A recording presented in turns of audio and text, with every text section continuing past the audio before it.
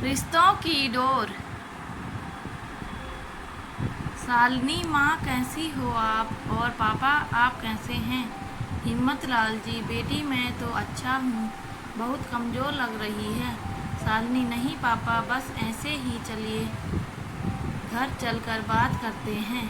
तीनों घर के लिए रवाना हो जाते हैं। घर पहुंचकर सुशीला ने शालिनी से कहा, सुशीला जी बेटी तू फ्रेश हो जा, फिर डिनर करेंगे। शालिनी ठीक है माँ, बाद में मुझे आप दोनों से ढेर सारी बातें करनी है।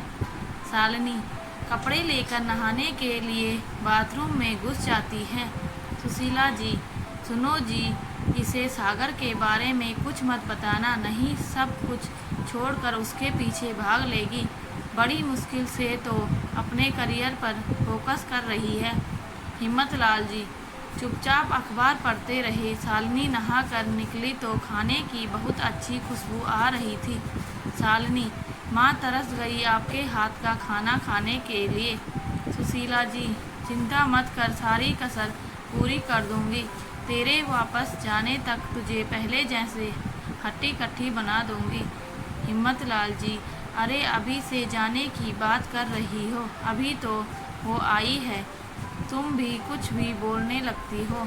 यह सुनकर तीनों हंसने लगते हैं। उसके बाद खाना खाकर तीनों शालिनी के कमरे में पहुंच जाते हैं। शालिनी और बताइए पापा यहाँ क्या चल रहा है, आप सब कैसे हैं? हिम्मत लाल जी बेटी यहाँ सब ठीक है, तू चिंता मत कर। इसी तरह बातें करते करते शालिनी को नींद आने लगती है।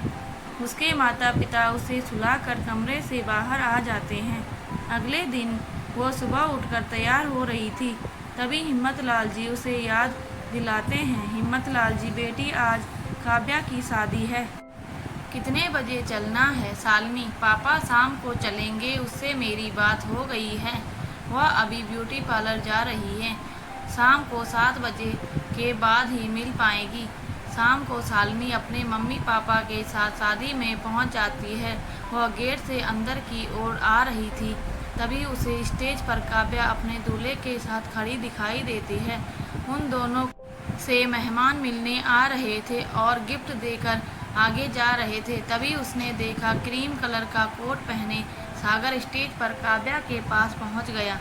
उसने काव्या को गिफ्ट दिया और कुछ देर बाद की शालिनी के मन में उससे मिलने की बेचैनी बढ़ने लगी। वह तेज कदमों से स्टेज की ओर चल दी।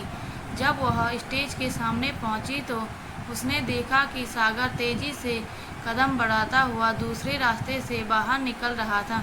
शालिनी सब कुछ भूलकर उसके पीछे दौड़ने लगी, लेकिन वह तेजी से गाड़ी में बैठकर निकल गया।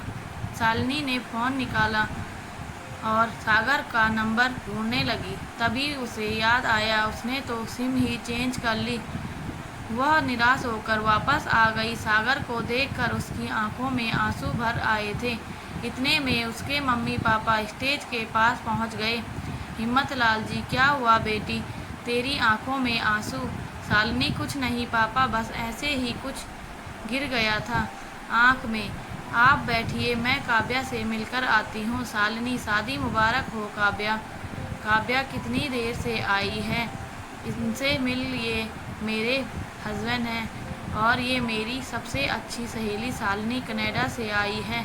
शालिनी को सागर था ना? काव्या हाँ वो सागर था, उसकी फ्लाइट थी, वह अब बेंगलोर शिफ्ट हो गया है। शालिनी क्या, कैसे मतलब, कब? काव्या कुछ देर रुक जा, मैं अभी यहाँ से फ्री होकर तुझे सब बताती हूँ। पीछे मेहमानों की लाइन थी, इसीलिए शालिनी स्टेज से नीचे उतर आई।